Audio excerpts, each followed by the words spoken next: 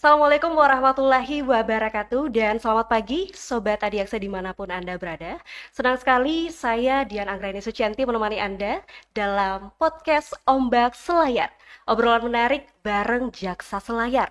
Dan hari ini adalah podcast perdana kami di tahun 2024, tahunnya kontestasi pemilu. Dan hari ini kami akan berbincang-bincang seputar peran KPU dan kesiapan menciptakan pemilihan Luberjurdil bersama dengan narasumber dari Ketua KPU Kabupaten Kepulauan Selayar, Pak Andi Dewantara. Assalamualaikum. Waalaikumsalam. Ya, selamat pagi Pak. Pagi. Ini saya manggilnya Pak Andi atau Pak Dewan ini Pak? Dewan aja. Dewan aja. Loh, belum ikut pemilihan udah dipanggil Dewan Pak. Iya, Dewan seumur hidup ini. Oh beda ya Pak. Baik, sehat ya Pak? Sehat, alhamdulillah. Tidur aman Pak? Ya. Sedikit kurang aman kalau tidurnya. Kurang aman ya, Pak. Kerja terus nih, Iya, Pak. kerja terus. Oke.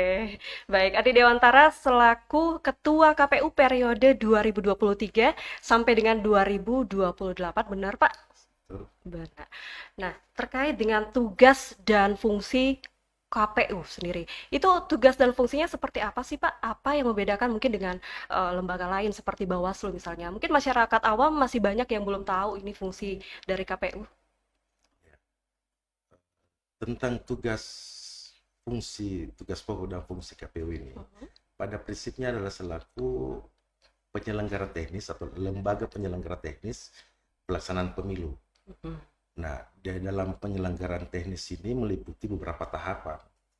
Ada tahapan-tahapan mulai dari data pemilih, dan kampanye, pemungutan perhitungan suara, sosialisasi, Iya.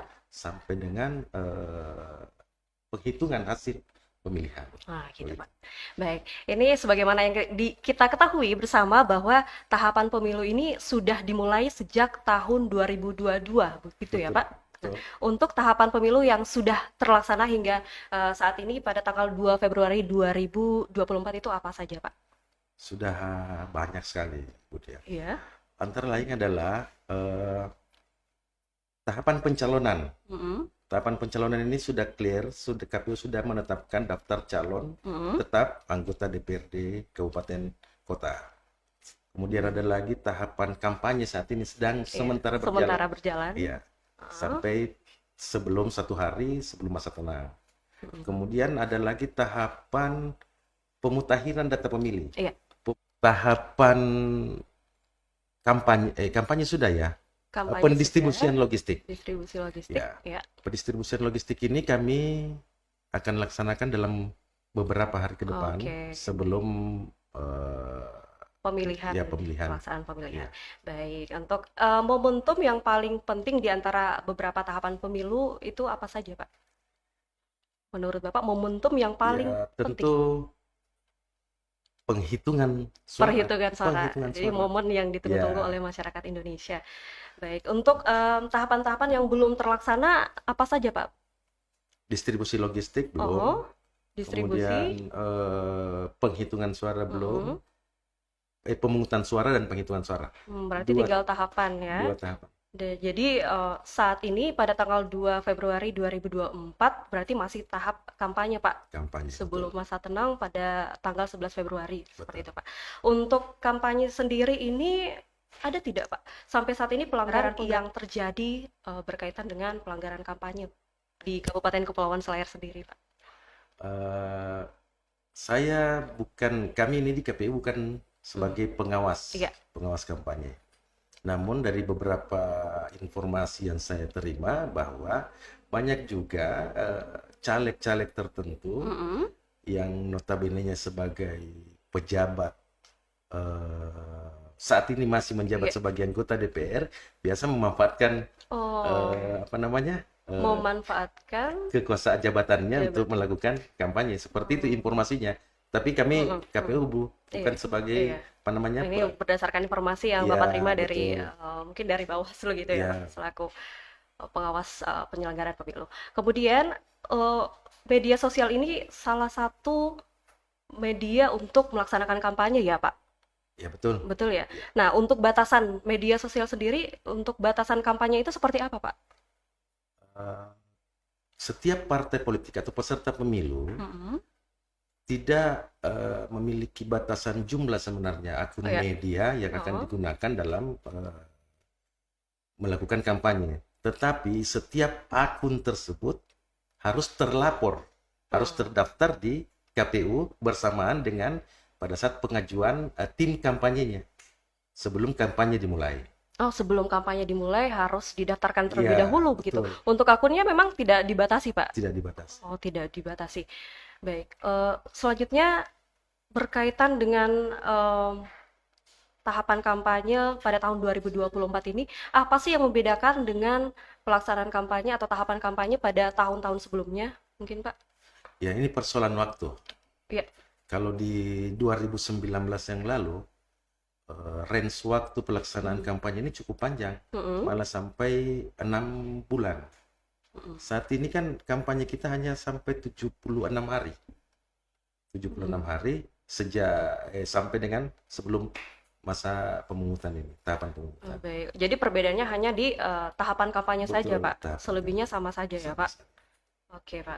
Terkait dengan jumlah logistik surat suara capres cawapres, kemudian DPR RI, DPRD Kabupaten Kota, dan DPD RI yang sudah diterima KPU Kabupaten Kepulauan Selayar hingga saat ini berapa jumlahnya, Pak? Ini logistik ini banyak Iya. sebenarnya jenisnya. Mm-mm. Tapi saya akan membatasi logistik apa saja yang vital. Iya. Yang vital ini ada surat suara dengan kotak suara. Mm-mm. Jadi kalau surat suara itu sesuai dengan jumlah DPT ditambah dengan 2%. Jadi kurang lebih 101.175 lembar per jenis pemilihan. Per jenis pemilihan gitu. Iya. Jadi kalau 5 jenis pemilihan berarti angka tersebutlah yang dikali 5. Itulah jumlah surat suara yang Mm-mm. kami terima semua. Iya. Terus untuk kotak suara ini jumlahnya kan setiap TPS mendapatkan 5 kotak suara. Setiap TPS. Nah, Iya. di Selayar sendiri ada 450 ya. 450, berarti kurang lebih 2.150 kotak ya kami terima.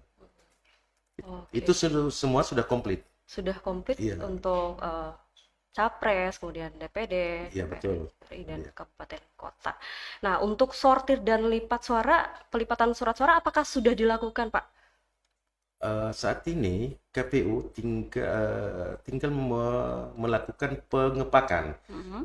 Persoalan sortir, persoalan lipat, itu sudah clear semua. Sudah clear semua. Ya, jadi saat ini teman-teman di tim logistik KPU Kabupaten Kepulauan Selayar sedang memasukkan seluruh logistik ini ke dalam kotak untuk selanjutnya disegel dan siap untuk Iya. diberangkatkan dan Iya. didistribusikan. Oh, berarti ada tim khusus ya sendiri yang Iya, ada direkrut tim logistik. untuk melipat sortir gitu ya, Pak? Iya, betul. Oke.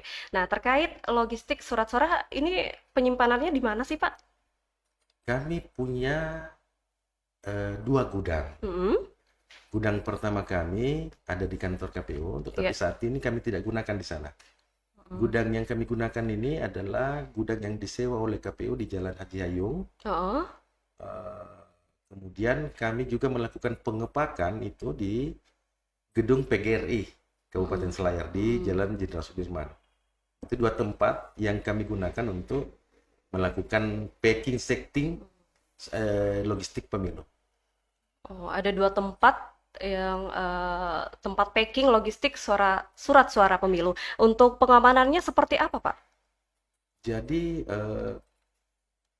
Polres Kepulauan Selayar untuk setiap gudang yang kami tempati atau ke gedung PGRI yang dijadikan sebagai tempat pengepakan ini ada tim, kalau tidak salah 2 orang Iya. atau 3 orang satu lokasi yang berjaga setiap saat.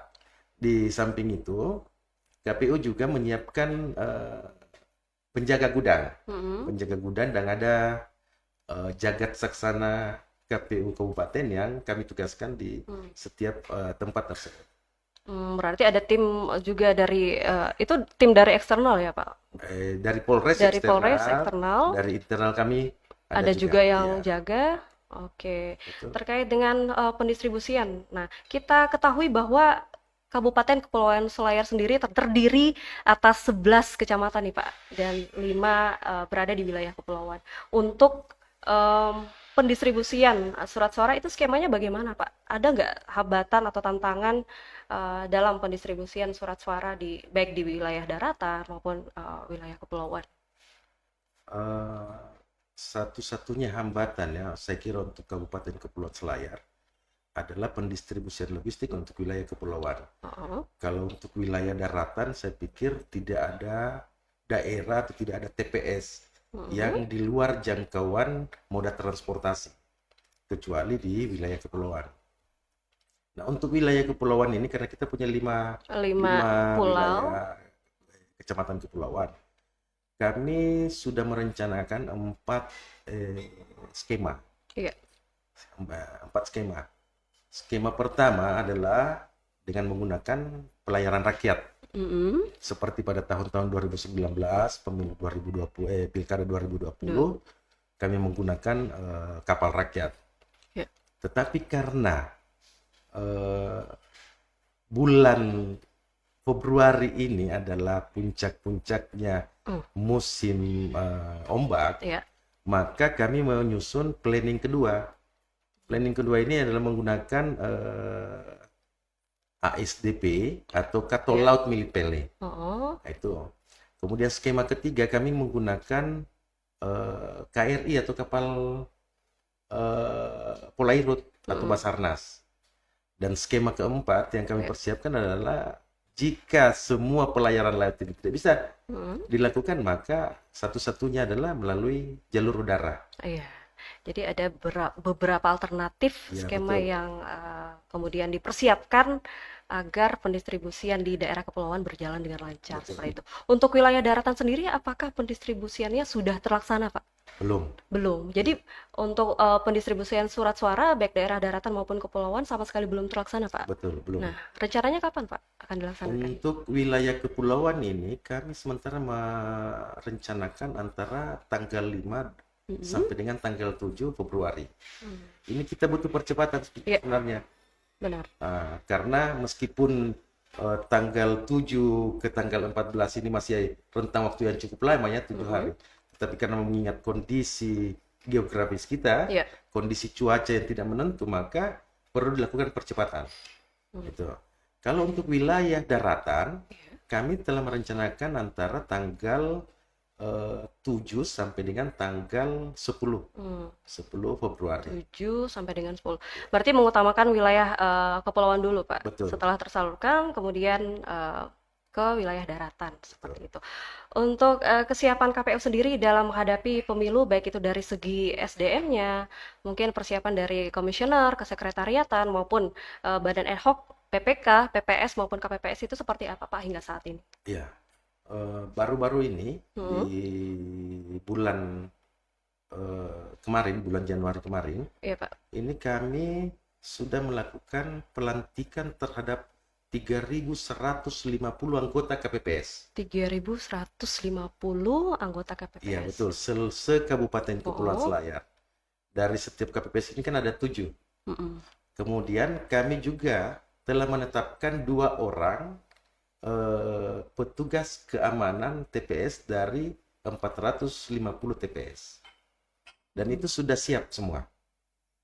Bahkan teman-teman di KPU Kabupaten pada tanggal 25 sampai dengan tanggal 29 Januari yang lalu telah melaksanakan bimbingan teknis Mm-mm. khususnya dalam proses pemungutan dan perhitungan suara. Oh, berarti dari segi SDM sudah siap, kemudian juga berarti tinggal mempersiapkan, mungkin yang paling dekat ini pendistribusian surat suara ke kepulauan, Pak, yang belum Betul. terlaksana. Ini yang sangat Hmm. penting sebenarnya. Rencananya nanti apakah akan melibatkan dari eksternal kah atau seperti apa, Pak? Ya, jadi proses distribusi yang akan kami lakukan ini tentu akan melibatkan pihak keamanan. Ya. Keamanan antara lain adalah Polres, Mm-mm. disupport oleh Kodim 1415 Layar. Ya. Dan tentu juga akan dikawal oleh teman-teman dari Bawaslu Kabupaten, Hmm. Kabupaten Kepulauan Selayar. Nah, itu. Berarti jadi ada beberapa pihak dari eksternal Ya, yang ikut membantu untuk pendistribusian. betul. Nah, selain itu, tantangan yang dihadapi oleh KPU hingga saat ini, Pak, dari proses tahapan mungkin tahapan proses sebelum pemilihan dari tahun 2022 hingga saat ini itu apa, Pak? Ini kondisi geografis kita. Kondisi geografis ya. Iya. Jadi antara lain adalah penguatan sumber daya Ya. manusia.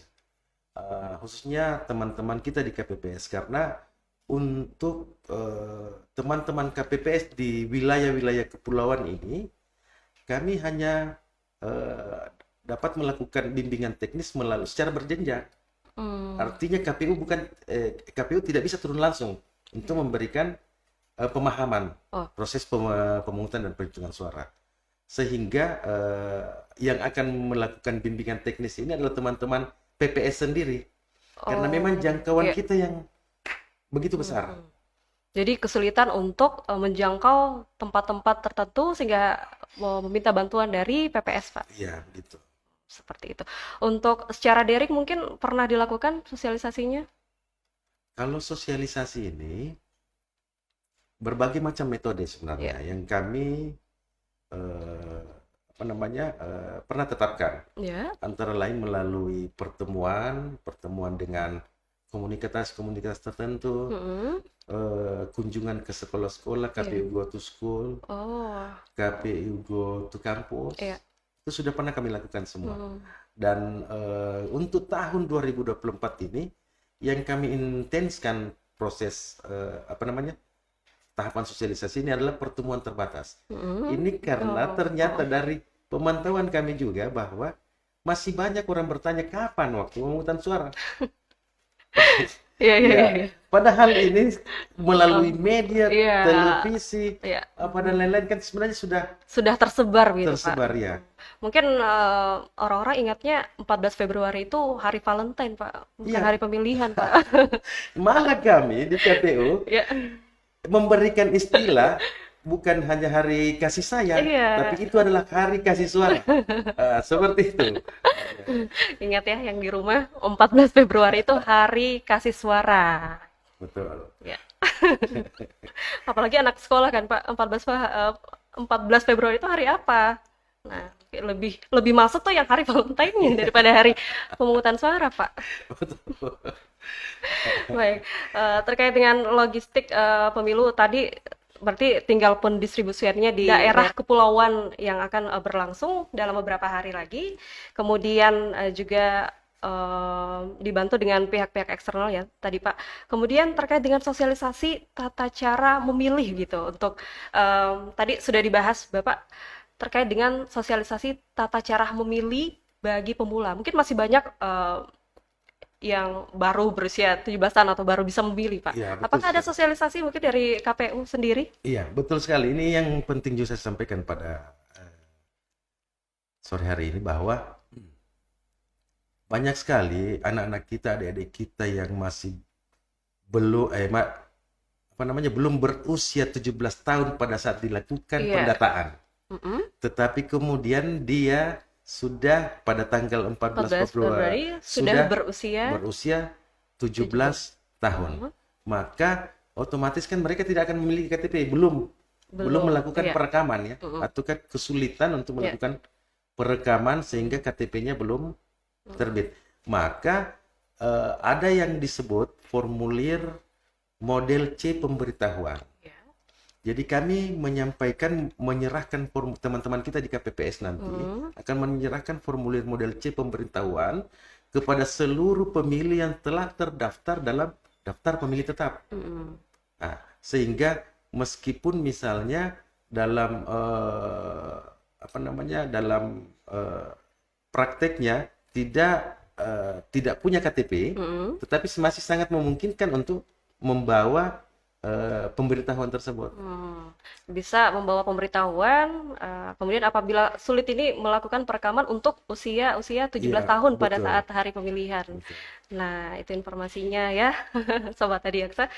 Dan ini kenapa sih harus memilih, Pak, pada tanggal 14 Februari itu?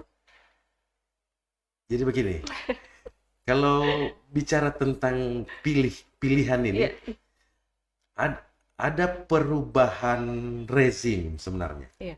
Ada perubahan rezim. Kalau dulu rezim wajib pilih.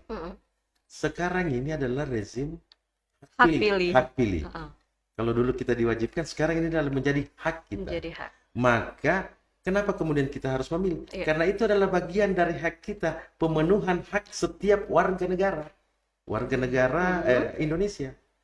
Sehingga jika kita tidak menggunakan hak pilih kita, maka sebenarnya kasarnya saya mengatakan apakah kita masih warga negara Indonesia atau tidak? Kan seperti itu sebenarnya dia. Iya. Mungkin ini masih banyak ya, mungkin tidak mau gitu, masyarakat yang tidak mau memilih gitu. Apatis. Betul sekali, Ya. apatis. Pendapat Bapak seperti apa, Pak? Ini yang menjadi target kami sebenarnya. Hmm. Banyak di medsos Mm-mm. yang kami yang kami lihat, kami pantau bahwa apatisme masyarakat khususnya pemilihan ini banyak juga pengagumnya atau apalah namanya. Seperti itu. Nah, dari hasil pantauan kami ini kemudian kami membangun sebuah diskusi. Iya. Diskusi. Seperti akan beberapa hari yang akan datang ini kami akan melaksanakan Kafe Demokrasi. Iya. Di situ kami akan menyampaikan akan melakukan diskusi tentang proses demokrasi kita di Indonesia. Bagaimana dalam cara penentuan pilihan kita dengan bijak dan seterusnya sampai dengan kenapa kita harus memilih. Iya. Karena memang kita warga negara Indonesia dan sistem pemilihan kita ini kan sistem demokrasi kita kan ada sistem pemilihan seperti itu. Kapan dilaksanakan, Pak? Kegiatan Kafe Demokrasi ya? KP Demokrasi ini kami akan laksanakan tanggal 3, tanggal 4, dan tanggal 5. Tanggal 3, 4, dan 5 ya, Ya. untuk sebagai bentuk sosialisasi Bentuk kepada sosialisasi. calon pemilih ini. Ini mungkin sasarannya ke siapa ini, Pak? Sasarannya adalah netizen. Itu yang pertama. Netizen yang apatis itu tadi. Netizen apatis. Ini Iya. secara daring kah atau secara langsung, Pak? Secara langsung. Secara langsung. Iya. Jadi tidak dibatasi, siapa saja boleh ikut begitu, Pak? Siapa saja boleh ikut. Khususnya para komunitas-komunitas warung kopi, komunitas pemilih pemula, itu semua bisa ikut di situ Bisa ikut di Ya. Kafe Demokrasi itu ya. Kafe Demokrasi. Oke. Silakan diminum dulu, Pak. Dari tadi ngomong tapi belum minum. Terima kasih. Silahkan.